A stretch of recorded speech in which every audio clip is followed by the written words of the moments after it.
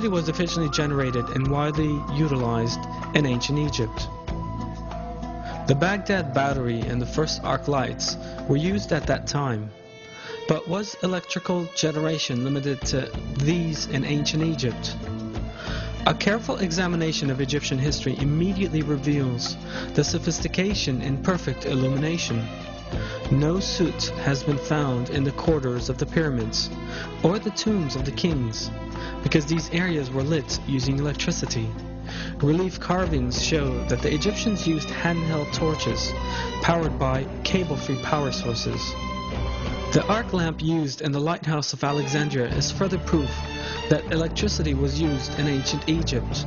The energy required to power the lighthouse of Alexandria for 24 hours a day could only have been supplied by a regular electrical source. An identical form of this technology, employed in Egypt 5,000 years ago, was used by Nikola Tesla, an inventor of electric technology in the early 1900s, in a tower he constructed in the United States of America.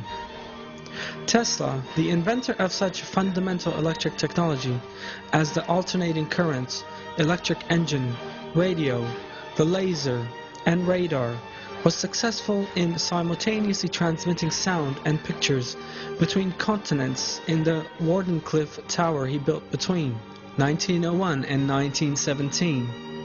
He used an external source of electricity for this, and even applied wireless power transmission technology.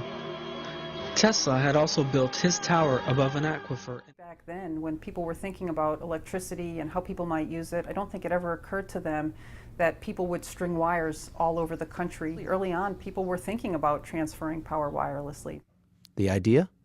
To send wireless power around the globe. We love electricity so much. Human beings love it so much that we've been willing to put in wired power everywhere. I'm sure if you go back to Tesla's time, he wanted to do things wirelessly and experimented with it because he thought, who would be crazy enough to put in the trillions of dollars of infrastructure that we've put in?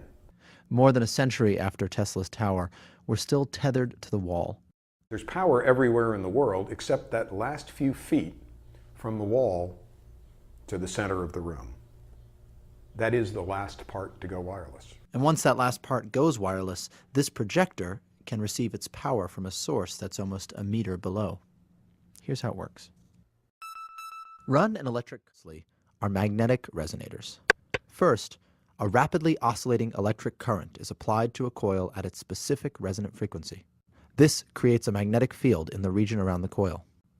Tune a second coil to the same resonant frequency as the source, and it will couple, resonating anywhere within that region and converting the oscillating magnetic field into an electrical current within the second coil. This response is called highly coupled magnetic resonance, and it hasn't been done before.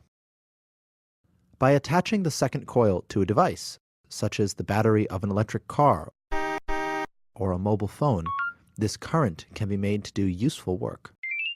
The source can be either centimeters or meters away from the device being powered, and can deliver power through walls or around metal obstacles. The power can even be distributed across multiple devices at once. So by a simple trick of physics, power is transferred wirelessly. And would allow you to power virtually anything in your house. You could place it under the counters.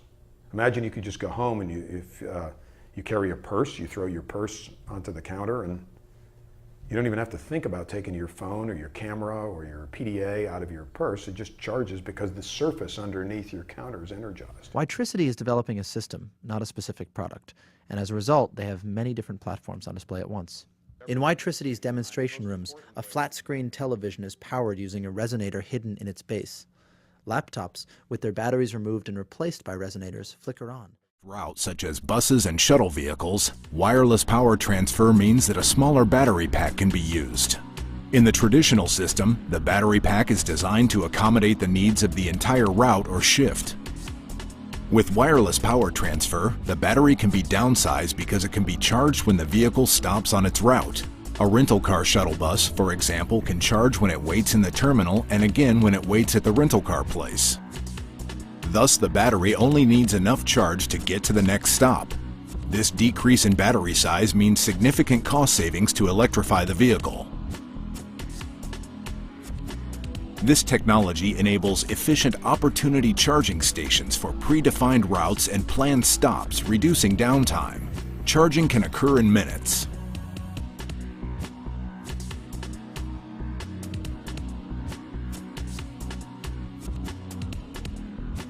This improvement also eliminates the harmful emissions that occur in garages while buses are idling during charging.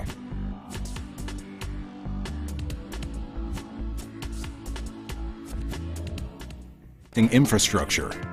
As vehicles travel along busy freeways and interstate systems, wireless charging can occur while the vehicle is in motion. With this technology, a vehicle essentially has unlimited electric range while using a relatively small battery pack. In-motion charging stations use vehicle sensors to alert the driver. Traveling at normal speeds, sensors establish in-motion charging. Wireless power transfer transmit pads sequentially energize to the negotiated power level based on vehicle speed and its requested charging energy. Lower power when vehicle speed is slow, and much higher power for faster-moving vehicles. Dynamic charging would allow electricity to supply a very large fraction of the energy for the transportation sector and reduce greatly petroleum consumption. Previously worrisome traffic delays now provide longer periods of charge while passing over in-motion chargers. Inclement weather such as rain and snow do not affect the charging capability. At Oak